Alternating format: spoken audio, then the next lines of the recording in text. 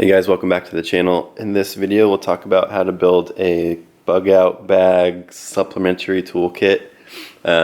First video in this two-part series will be just what's in this bag, and then the second video will kind of show how you can get the capability of this many tools. Obviously not going to fit in a bag like this, and you're definitely not going to want to carry that much weight. So the second video will be more of comparing the size, weight differences, and the capability of the smaller tools that are in this bag compared to the full-size normal tool. So with that, we'll just get right into the bag. This bag I picked specifically because it attaches to my actual full-size Bugout bag. Eventually I'll get around to making a video on that. But you could just use a normal tool bag if you want. Something like that. Takes up a little bit more space. If you want to carry more, or the full-size components, or the full-size version of the smaller tools that are in here, you could do a full-size tool bag like that. But if the goal is to be lightweight and small so that you can carry other survival items, then maybe smaller bag with smaller tools. So look, from the outside of the bag, it's pretty heavy duty. It's got a couple of external pockets. Back here is where it actually connects to my backpack, or you can just put it in a backpack. Carabiner for whatever purposes you might need a carabiner for, but specifically for this bag, it's just to hang the bag. A little work light with a magnet on it. You've seen the full-size version of this work light before. On some of the zippers I have a little mini light. It's just really handy. Not a whole lot of light output, but it's right there on the zipper. It doesn't add really any weight, and it's easy to pop the zippers open. And then if it's dark or you haven't gotten around to grabbing the flashlight out of the bag or your backpack yet, you can point the little mini light down into the bag. It's right there, super handy. You don't have to have the tactical pen, but if you're going to put a pen there, then you get a little bit more use out of a tactical pen than just a regular pen. A lot of the stuff in here is dual purpose, but that only goes to a certain extent. A lot of times the dual purpose items end up being more of a hassle to work with than just a tool it's designed to do than the original intended purpose that it was designed for, instead of trying to handle a ton of different things. That's different than a multi-tool, like the multi-tool review videos that I've done. This is designed to specifically have a lot of different capabilities, which I've talked through before. You don't have to get as nice of a multi-tool if you're going to be supplementing with an actual toolkit like this. You can definitely get away with just a cheap multi-tool. Also, you're basically doubling the price of this toolkit. If you have fairly full-size tools plus a $150 multi-tool, you're basically doubling the price. So it's like I said, you can get away with a cheap multi-tool in the kit if you're going to supplement the kit with that. Just a cheap little Harbor Freight breakable box opener knife. Just start laying everything on the table. We'll start with the front pocket. So in the front, we've got a little Write in the Rain notebook for whatever notes. Obviously you need a pen to be able to write with it. Got a bunch of just loose zip ties in here. A lot of different uses for zip ties. Maybe be a good idea to have different sizes or even different colors. 3-in-1 fast-acting penetrant lubricant, lubricating oil. This is a lumber crayon, just like a wax pencil. It's pretty much right on anything. And then a contractor's pencil, a tire pressure gauge, a little expandable magnet for hard to reach places. These are those little expandable towelettes. So once you've opened this and get the little tablet wet, then it turns into a fairly reusable towel. But it's a good way of cleaning up a mess if you have access to water. Some thread locker. You could get the red variant, but most likely you're going to have to apply heat in order to break this bond. This is a lot easier to break with just hand tools and not having to use any sort of heat treatment. This is one multi-tool that is definitely worth the amount of space that it takes up. The These stepped drill bits. This takes up a lot less space than 13 separate drill bits would, and definitely takes up a lot less space than this type of drill bit would. So that definitely recommend. Also in here is just some mechanics wire, and then some super glue. Got a little sewing kit. Obvious what that's used for. I think that's pretty much it for the front pocket. And from there we're going to this left side pocket. So this is ethanol fuel stabilizer. This little bottle will treat 20 gallons of fuel if you're working with small motors, small engines. A lot of times they're really finicky with ethanol fuel. So this will reduce the amount of corrosion that ethanol-based fuels will put on the seals and engine components. It's not the same as the fuel stabilizer that increases like the shelf life of fuel, but I definitely think that it pairs well with a toolkit like this. Next is a little mini precision screwdriver. This is fairly compact form factor. The screwdriver itself is fairly small, and then all of the various attachments are all in the little carrying attachment piece. Depending on how you have your screwdrivers set up, you might not need this separate piece, but we'll talk about screwdrivers once we get to the screwdrivers that are in the main compartment in a little bit. Over here on this side is one of those kind of gimmicky tools that I was talking about or hinting to earlier. It's a knife. It's a folding pocket knife, but also has like pop-out screwdriver bits that you can put in this end. 2 different size sockets. You could replace the screwdriver or the screw bits with whatever size you see fit, as opposed to a number 2 Phillips and a 1/4 inch flathead. It's got a bottle opener and then another flathead screwdriver bit, but it's fairly low quality knife blade, and then it's just like really bulky, really heavy. It's fairly low in profile, and I can easily stick it over here on the side of the toolkit, but there's definitely better versions of like a multi-tool like fixed blade knife, like from Leatherman for example, makes a much better version than this. And here I've got a lot of assorted bits, some duplicate sizes. Obviously you need an actual screwdriver to go along with that, but this one is fairly dense, a lot of different options for the amount of space that it takes up. And here just got some waterproof matches, a backup knife to go along with the one that's on the outside, some wet fire, and then a Bic lighter. Fire starting stuff. It's always good to have a backup with that, even if it has nothing to do with the toolkit. In the main compartment, a little tape measure. Here's a small set of locking pliers for various uses. Here's just a cheap multi-tool. Like I said, if you want to have a multi-tool, you don't necessarily have to have the best multi-tool if most of the work is being done by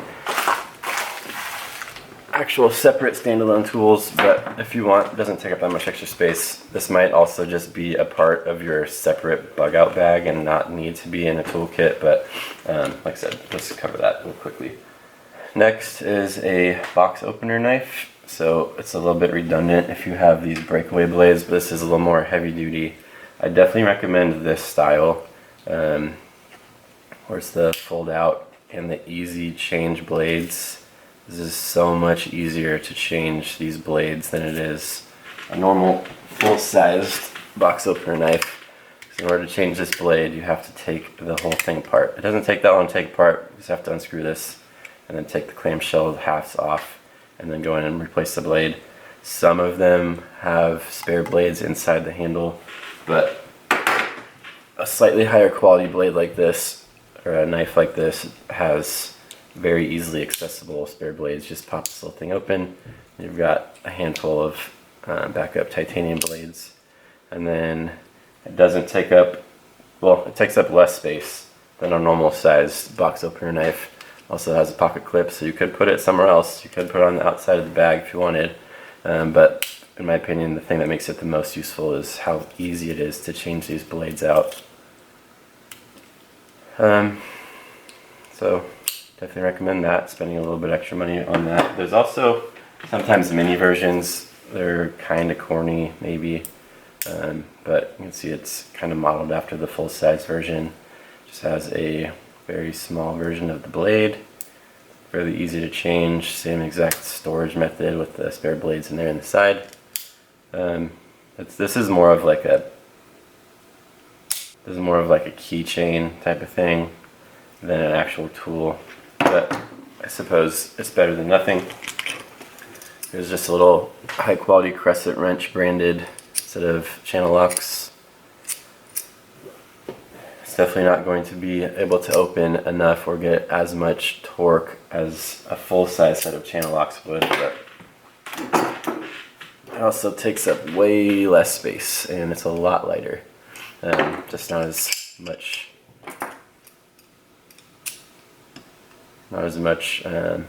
possibility of opening the jaws as far.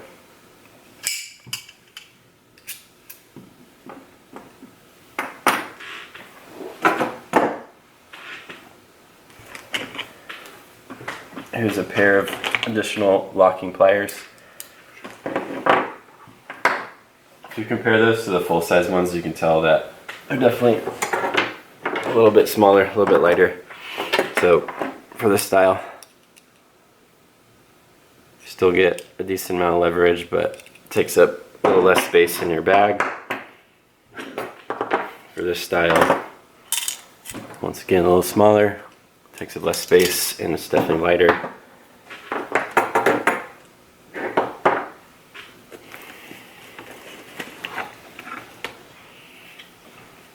You don't have to have a fixed blade knife, especially if, once again, it's already covered somewhere else in your Bugout bag. But if you were to supplement a toolkit with a fixed blade knife and you want to keep the price down, the Moore knives are very high quality and they're cheap. Just a little chem light.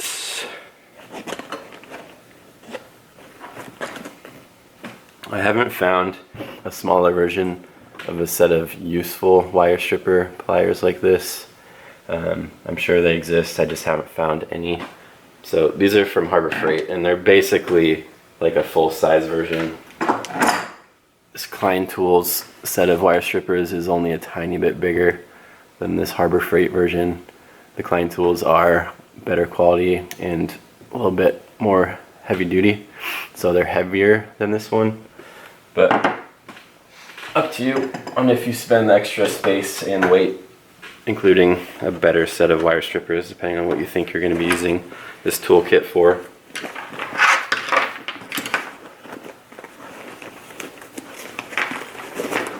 Obviously, rope could be used for a multitude of different uses, so maybe a good idea to include some of that in the toolkit if you don't already have it in the Bugout kit.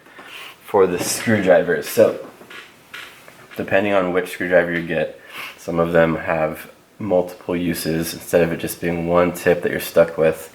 This one has 2 different size Phillips and 2 different size flatheads, as well as each end is a socket driver. So that's how you get a total of 6 tools in one. So fairly useful, but that is not as useful as this, where it has 7 attachments. Well, technically it has 6 attachments in the handle on this little barrel that stows inside the handle. And then once again, the end of the tool itself is a quick release little socket driver that you can count as the 7th tool. If you supplement this type of screwdriver, which is already fairly small, just comparing it to this one, you can tell it's a little skinnier, takes up less space, and it's a little lighter. But if you supplement this screwdriver with all these bits, then all of a sudden you have 35 bits instead of just the 6 that are in the handle. You can just do a small set of wire cutters like this, if you don't already have a multi-tool that has wire cutters in the handle, like this one, pretty low quality set of wire cutters down there at the bottom of the plier teeth. Not nearly as high quality as a Leatherman, and not replaceable. The blades aren't replaceable like this Leatherman, but if you have extra space or you see yourself using these a lot, then maybe wire cutters. A hammer, obviously, for driving nails. Small hammer like this doesn't take as much space, but also you're gonna have to swing it a couple extra times in order to drive the same number of, or in order to drive a nail as far as you would have driven a normal size hammer with less swings. But it takes up less space and it's a little lighter than this. Next in the tool bag is a little crowbar.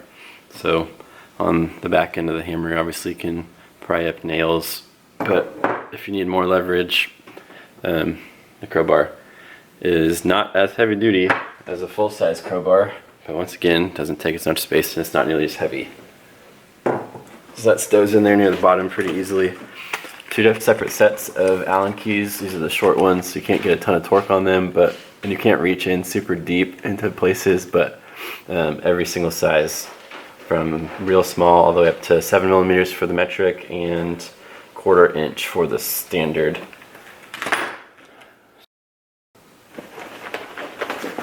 Next up is a pair of 10 standard and metric combination wrenches. These are all really small, so they don't actually evenly or fairly compare to a set of full-size combination wrenches. But if you're working with smaller nuts and bolts, then this potentially could work a lot better than having to use like a crescent wrench or locking pliers or your wrench on your, or your pliers on your multi-tool. Down here is just a huge roll of duct tape. You can bring a roll of duct tape if you want. You can bring a little roll of Gorilla Tape, but a self-rolled roll of duct tape, you can go way denser because you don't have the huge hole in the middle. So as much duct tape as you think you might need. Pair of earplugs, hearing protection. The ones on the lanyards are harder to lose. You can also drape them around the back of your neck, so they're easy to get to if you need to take them out or put them back in. And then looks like the last thing in here is the Silcock key for accessing water in urban areas. So that's everything that's in the bag. And then going back over a couple of these items that you might have questions on. So obviously, normally if you're using a drill, you typically have an actual drill. So the reason that you're able to actually use this drill bit is because you've concluded something like this. It's obviously going to take a while, but that's a lot better than carrying an entire drill, the charger, the battery, and needing electricity in order to continue to recharge the drill. So it'll take a while, but then the other issue with drill bits is a normal size drill bit like this. You have no way of connecting that to anything except a drill with a chuck on it. Adjusting these teeth to come out and grab the bit is the only way you're gonna actually be able to use a drill bit, unless it's either this style drill bit with the 1/4 inch socket at the end, or something like this. See down here, these drill bits have a 1/4 inch socket at the end so that you could connect these to something like this. This just takes a lot more space than this does, and this is only 7 separate drill bits as opposed to 13 on this one attachment. Some other things to include that you might be able to fit into this bag, depending on what you do or don't include, are a way of processing wood, whether that's like a wood saw like this,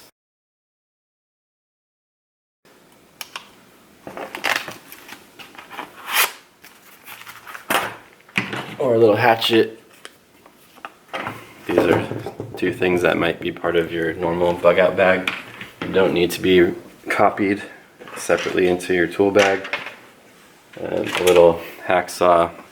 Hacksaws, the blades don't take up very much space. They're fairly long unless you cut them down, but you don't need an actual full-size hacksaw just in order to use hacksaw blade. Obviously got different choices on the tooth per inch and the thickness of metal that it's designed for. But this little handle, just simple little wing nut that clamps the blade in. So if whatever you're storing it in is long enough, then you can technically have a hacksaw. In addition to the zip ties, if you want a little bit more clamping force, then a couple random sizes of hose clamps might be a good idea. Doesn't take up very much space. If you expect to be working a lot with nuts and bolts, like on a car or motorcycle or something like that, then it might be worth getting the commonly used sizes of either metric or standard combination wrenches. You don't have to take this entire kit, or you can get something like this. So this has as many sizes as this 9-piece combination wrench set, but they're sockets. So you got metric on one side, standard on the other. This is a little ratcheting palm driver, so you can attach the sockets directly to this, change the direction, and then if you need either more reach, you attach the extension, or if you need more leverage, then you put the handle in the side, and now it's more of like a normal ratchet. So this, I think, might be a lot more useful than a combination or set of combination wrenches. Similar to the palm ratchets set, you could get something like this right angle bit driver set. That's kind of random, and the fact that it has a lot of screwdriver tips, as well as about half the selection of sockets. Half of these are standard, half are metric, but it's got this one attachment where you go from this bigger opening on the tool to a 1/4-inch socket. It's also ratcheting directional. It's just very small. It seems like it wouldn't be able to handle a ton of torque or a lot of heavy use. Not like that palm ratchet set.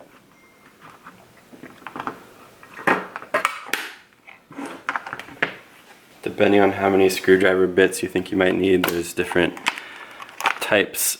There's the extended version. The extended bits, there's sometimes included a small assortment of just drill attachments.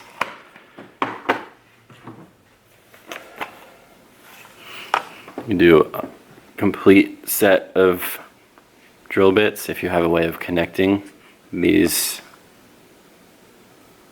to a chuck or something like that. A chuck on the end of a drill. But the screwdriver tips come in all sizes, so either this entire carrying case, or you could take this portion out. You can carry just these. It does not take up nearly as much space as taking this entire storage compartment. Like I said, they come in all sorts of shapes and sizes. I just think that if you can get your hands on something like this, where it's just bits, and there's a lot of them to choose from, it's hard to beat.